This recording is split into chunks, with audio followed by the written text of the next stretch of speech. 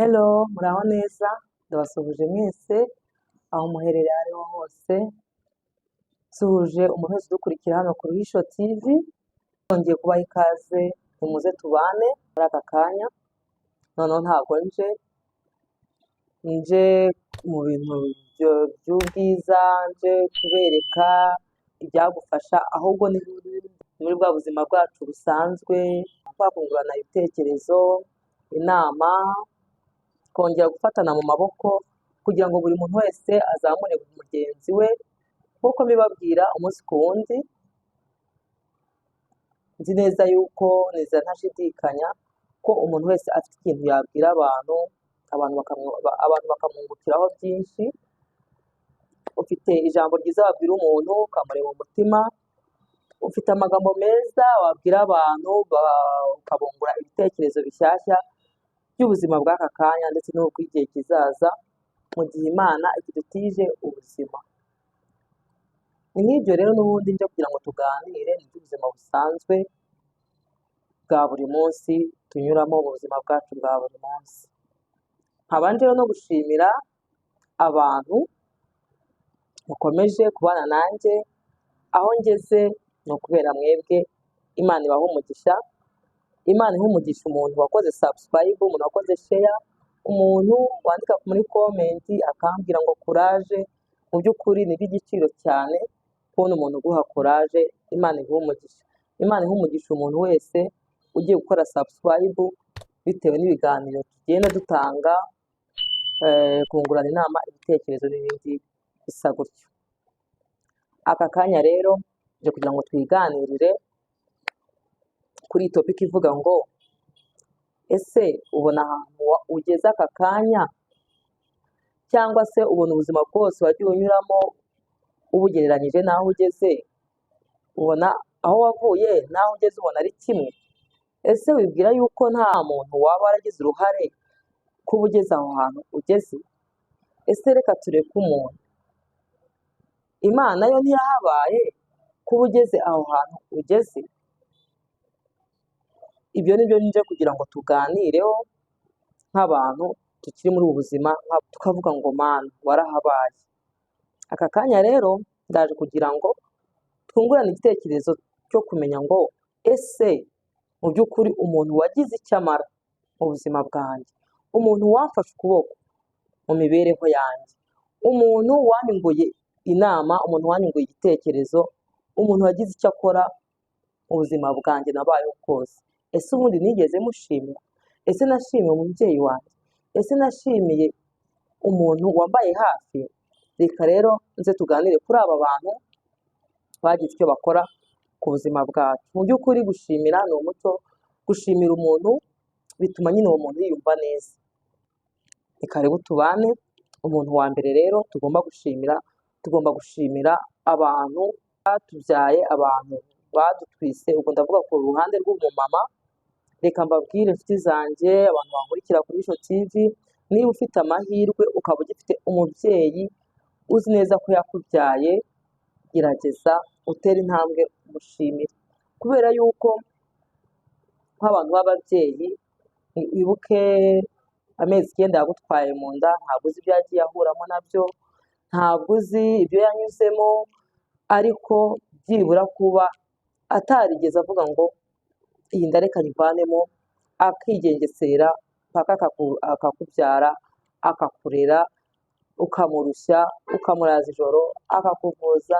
Uwo muntu ni umuntu ukomeye cyane. Reka nkubwize ukuri, uwo mubyeyi wawe habaye nta Mana iriho ngo tuyisenge. Ngiye ku bitekerezo byanjye, cyangwa se uko mpa agaciro umubyeyi wanjye, niwe muntu wa mbere nasenga, kubera yuko mama wawe ni umuntu ukomeye, mama wawe ni umuntu utagereranywa n'ikindi kintu icyo ari cyo cyose, nk'uko n'Abanyarwanda bavuze ngo akabura ntikaboneke ni nyina w'umuntu. Ni umugani Abanyarwanda baciye, akabura ntikaboneke ni nyina w'umuntu. Undi muntu, ubwo nari ndi ku ruhande rw'abamama, rero ku ruhande rw'abapapa we, abapapa bacu, ku muntu wagiriwe amahirwe yo kuba agifite umubyeyi w'umupapa, ni abantu b'agaciro, ni umuntu waguhangayikiye akikubona mama agutwite, akibaza ngo mama wawe afite undi muntu mu nda, baragendana basangiye ubuzima, nababara nawe araba amubabaje, nishima nawe aba yishimye. Umupapa niwe muntu utera intambwe ya mbere wo kujya gushaka igitunga urugo, wo kujya gushaka igituma abantu umuryango umera neza. Mbega umupapa ubifite mu nshingano akaba yatumye ugeza aho ugeze aho ngaho, ni umuntu w'agaciro ukomeye, ni umuntu Imana yagiriye icyizere imugira umutwe w'urugo wo kujya atekereza urwo rugo rwose rwose, waba ari umuryango w'abantu 10, abantu 5, abantu 2, bose akumva ko biri mu nshingano ze, biri mu bitekerezo bye. Ni umuntu w'agaciro cyane, umuntu wateye intambwe. Uwo mupapa ni umuntu wo guha agaciro, ni umuntu witwararika urugo, ni umuntu uhora ibitekerezo bye biri ku rugo, biri ku muryango we. Niba ukiri umuntu ugifite ababyeyi, aho kugira ngo uzashimire umuntu ari uko bari kumushyingura, ari ikindi kintu kidasanzwe, yenda n'igihe ushobora no kumubwira atacyumva, ariko mu gihe uzi ko ugifite mama wawe, tera intambwe umushimire, uvuge ati mama warakoze kuntwita, warakoze kumbyara, warakoze kundera, papa wanjye warakoze kunshakira ibintunga, warakoze kuduhesha agaciro nk'umuryango. Ni ukuri umupapa mwiza ahesha agaciro umuryango, umupapa mwiza aharanira guhora abona ashaka ko umuryango we umera neza. Umwanya w'ababyeyi nta kintu kiruta ababyeyi, uretse Imana nta kindi kintu kiruta ababyeyi. Ababyeyi ni abantu bakomeye cyane. Tutagiye muri situwasiyo waba uhagazemo aka kanya, wibuke ko uko uhagaze aho ngaho byaciye muri mama wawe na papa wawe. Uko situwasiyo yaba ikomeye kose, wibuke yuko Imana yemeye gucishamo papa wawe na mama wawe kugira ngo bakubyare. Tayitire yose waba ufite, wibuke yuko hari aho byaciye kugira ngo ube uriho. Rero jyewe nkanjye nababwiraga ngo mu gihe uzi ko abo bantu bakiriho, gerageza utere intambwe ubashimire rwose. Mu gihe uzi yuko hari igihe kigera abantu ugasanga baratandukanye, abantu baraburana, urupfu rutwaye abantu, ariko mu gihe uzi ko ugifite ababyeyi, nakumva yuko twaganira ugatera intambwe ukabashimira. Undi muntu ushaka ko tujya gushimira, cyangwa se ujya gushimira ahantu wabaye bakagufata neza, ahantu wabaye ntibakwishisha. Undi muntu ushaka kujya gushimira ni umuntu wagufashije, yaba inshuti yawe, yaba umuvandimwe, umuntu waguhaye ibyo ababyeyi bari kuguha igihe utari ugifite ababyeyi, igihe se ababyeyi bagutaye ukajya mu yandi maboko, igihe se ababyeyi bapfuye andi maboko akagufata. Uwo muntu, niba uwo muntu akiriho, niba uwo muntu uzi neza yuko agihari, mu gihe ubona yuko mukiri kumwe, gerageza umushimire.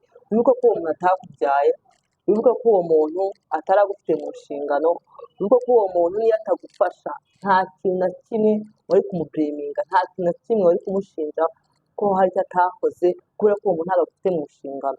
Rero niba ufite umuntu wagufashije, uwo muvukana, yaba uwo mufitanye isano, yaba uwagufashe atanakuzi, uwo muntu gerageza ujye kumushimira, kubera yuko ni umuntu wakoze ikintu atari afite mu nshingano, ariko akwita nk'umwana, agufata nk'umwana we, akurihira amashuri mu bushobozi bwe.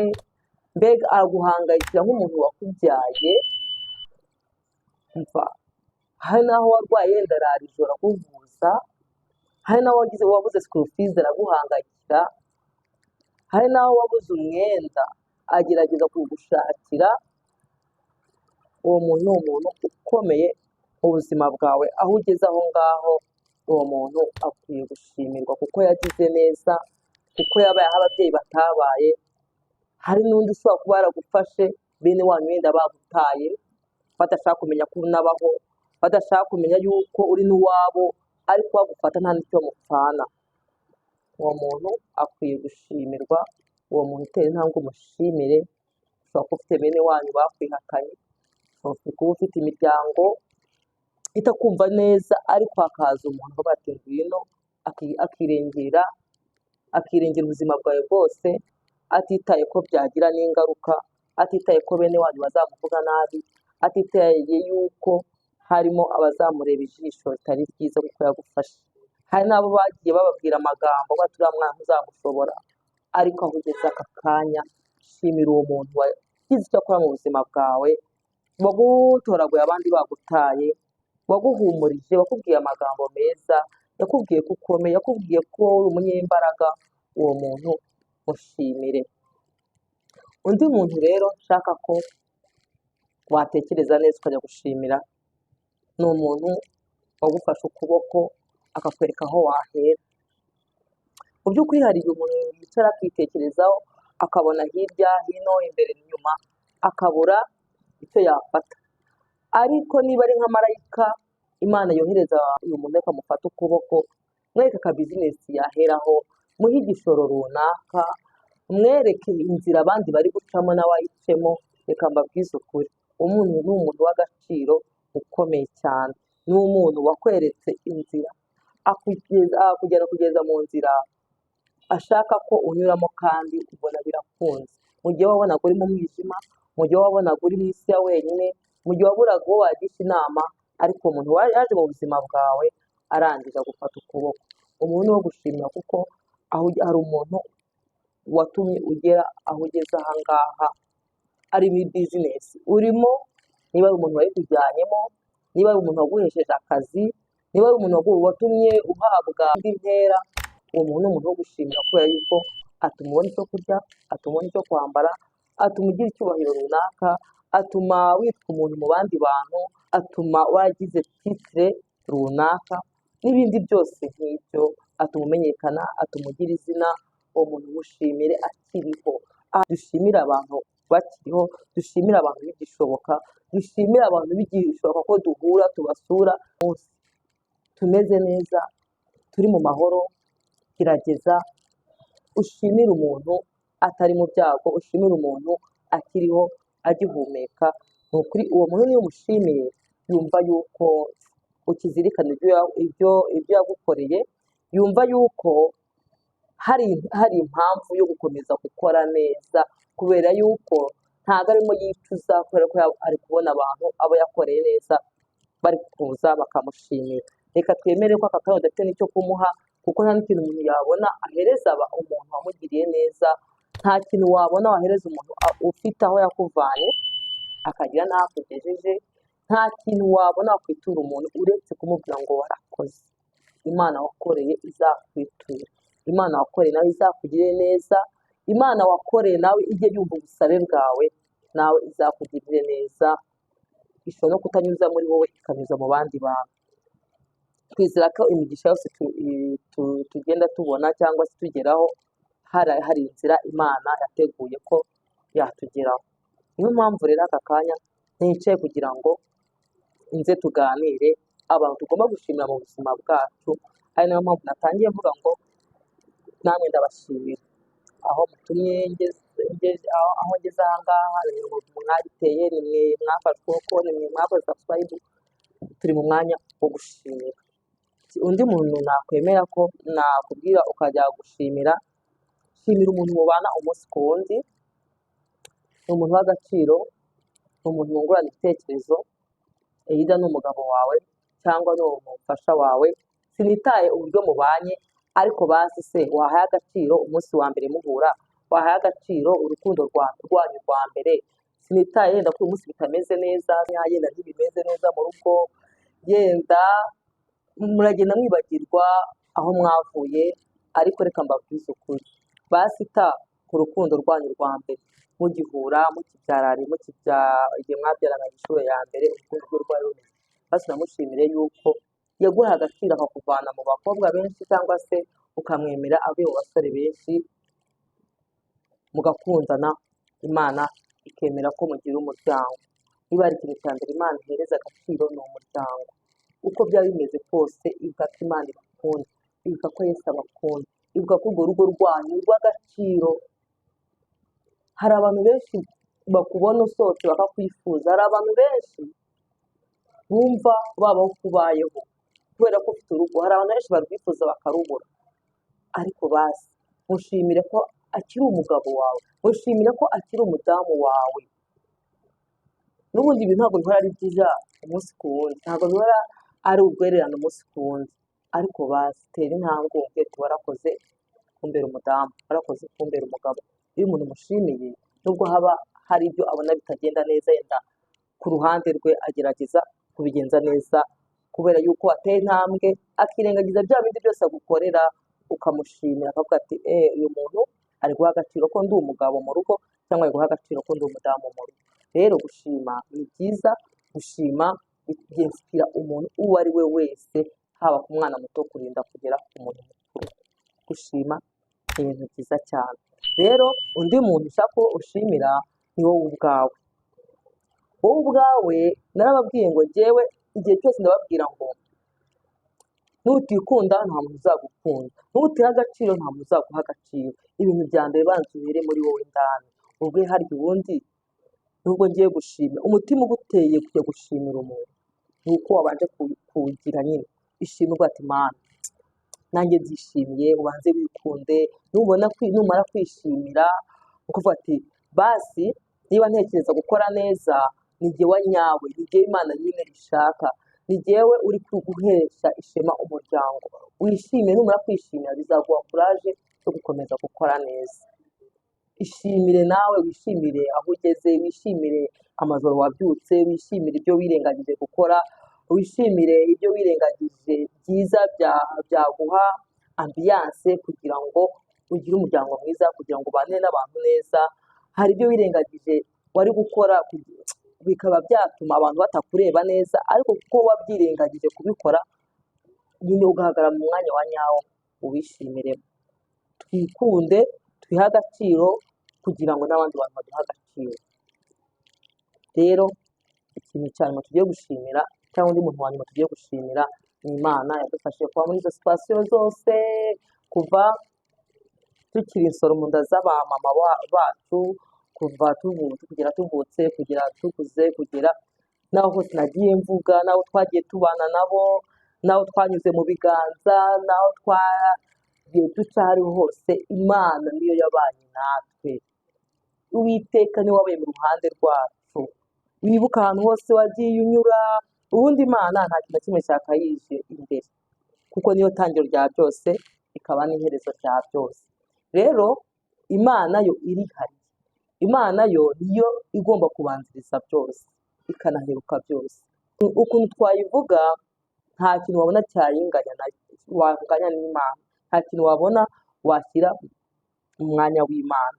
Ariko Imana yadufashije kuba muri ibyo bintu byose twaciyemo, tukaba n'ababyeyi bacu, ababyeyi baba badahari, iyo yonyine yagushyize muri bya biganza twavuze haruguru, igushyira muri bya biganza by'abavandimwe bawe, cyangwa bya biganza bya bene wanyu, cyangwa bya biganza byagufashe utazi ngo abo bantu bagufashe ni bande, mupfana iki, cyangwa bya biganza byawe ukora, ibishyira muri bya biganza bya wa mugabo wawe cyangwa bya wa mugore wawe. Imana yonyine niyo yabyikoreye, niyo mpamvu tugomba kwishimira.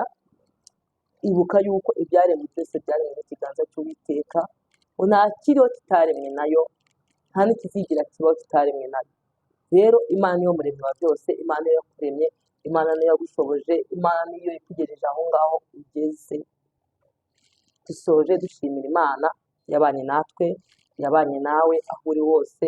Ushimire Imana kandi ujye no gushimira n'aba bantu bose. Dushoje tuvuga ngo Imana yarakoze, Imana yagize neza, Imana yabanye natwe. Ndabashimiye cyane rero namwe, Imana ibahe umugisha, Imana ibagirire neza, Imana ibagurire imbago. Ndabakunda cyane. Shalom, bye bye.